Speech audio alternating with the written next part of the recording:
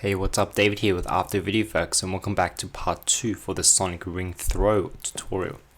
Now, I mentioned it in my last tutorial that you should have completed these keyframes, matte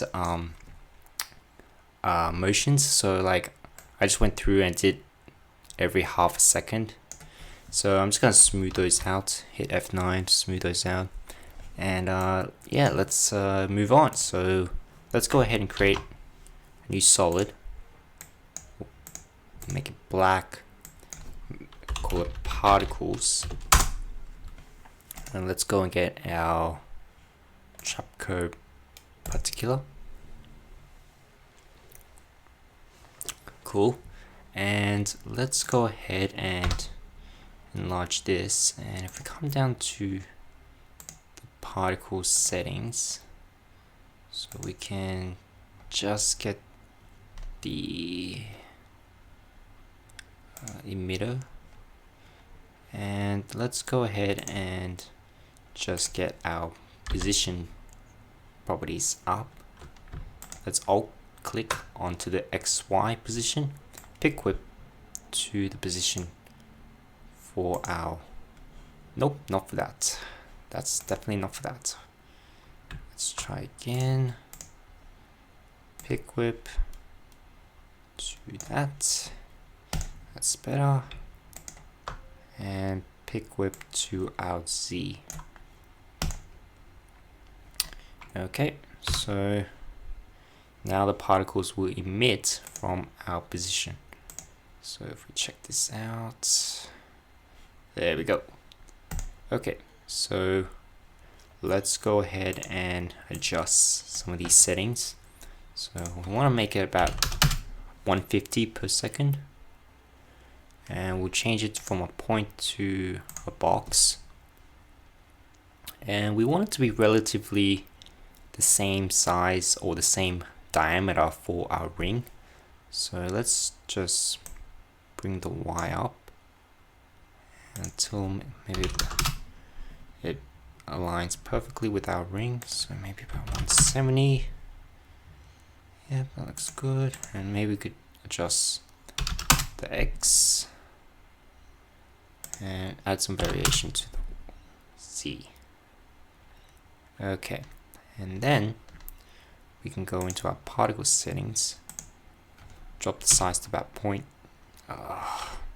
maybe just 1 for now. So it's very small. It's still there, but it's just very small. And let's go ahead and adjust the size random up. And let's make it like a gold color. So maybe about there is good.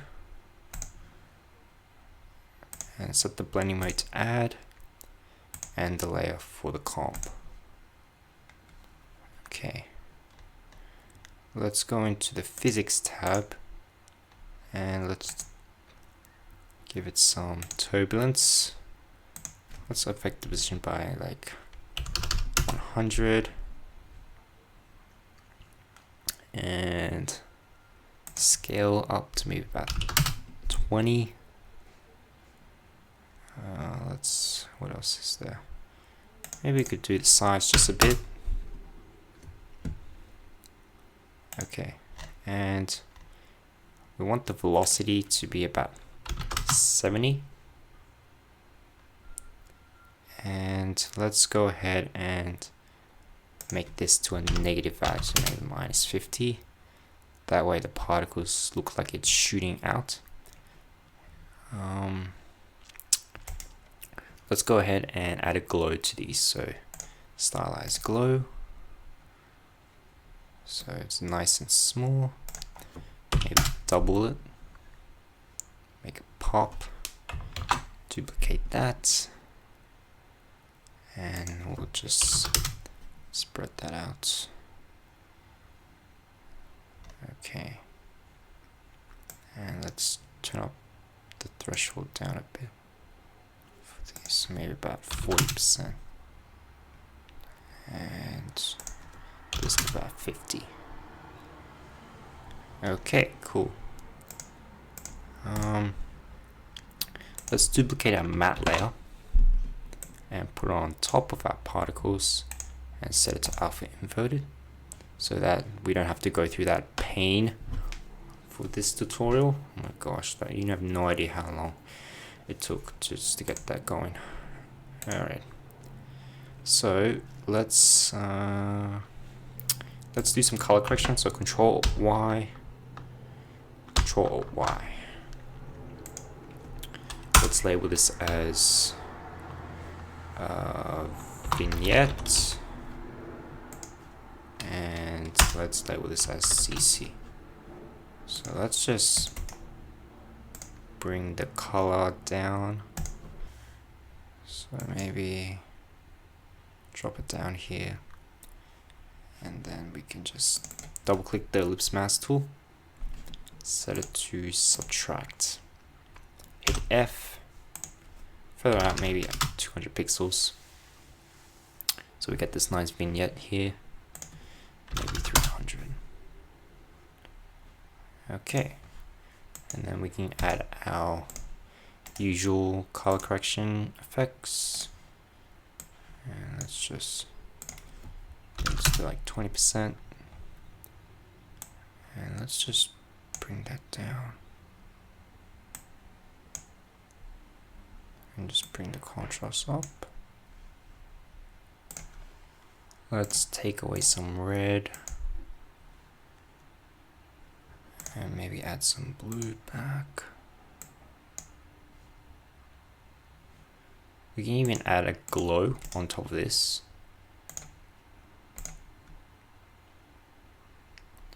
It's looking a little hectic. Maybe like 0.2, and turn up the threshold to maybe like 90. That way it spreads out easily.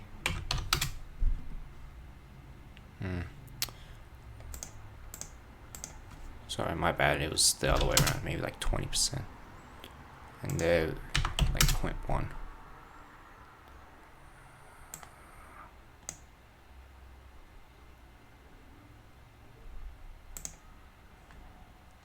Yeah,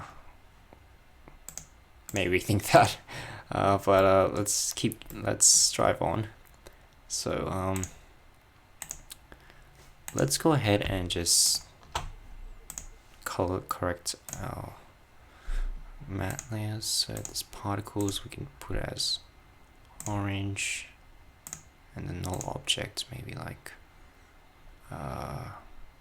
green. Okay. You can even add motion blur to this, so add motion blur to the particles, the element 3D layer, and the motion blur, even the null object.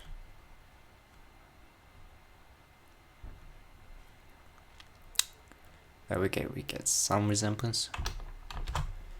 Oh, by the way, Control Shift H hides the layers so you can have a clear view.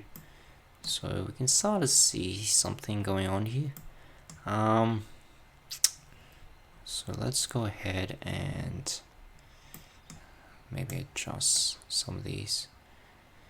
So if your null object is looking a little off screen, that's because the camera's actually following it. So you can always just push across here, but I'm just not going to do that because that means I have to start all over again, and I don't want to do that.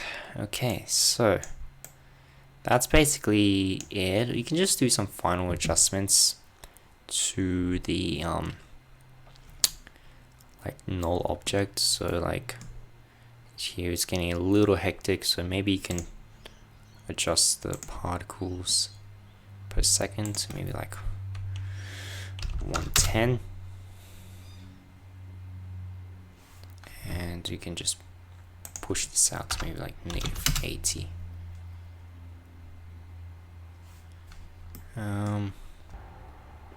You can even adjust the what's it called, the specular even, but I'm not sure if that's gonna make a difference.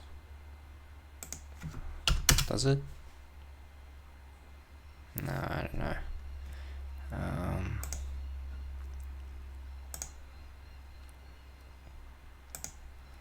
turn on shadows so that it just gets a little bit of shadow here and there, and that's it. So let's check out our preview. Alright, let's check it out. Okay, I can definitely work on the motion blur for this. I mean, that is just looking horrific at the moment. But I'll do that in my own time. I don't want to just sit here in front of the computer just doing this, and you guys get bored and I'll get bored, so there's no point doing it. But the particles, I might actually drop that even the size down, so maybe like 0.5. So let's have a look at that. Just get a better angle. Yeah, that looks okay. It's subtle, but if you don't have it, that means you will notice it. Okay, so that's basically it, guys. That's the ring throw effect. That's all the techniques you need to learn for this tutorial. I'm not gonna go too much detail on like cleaning it up. I mean like you guys can do that. I mean like it's just a matter of adjusting and just being able to adapt to what you have. I mean like this is probably not the exact same one that I initially did. So anyway guys, my name's David. I hope you learned interesting techniques that you can use for your own creations. Please give it a like if you like this video, subscribe if you want to see more, and comment down below if you have any questions. But until next time, I will see you in the next video.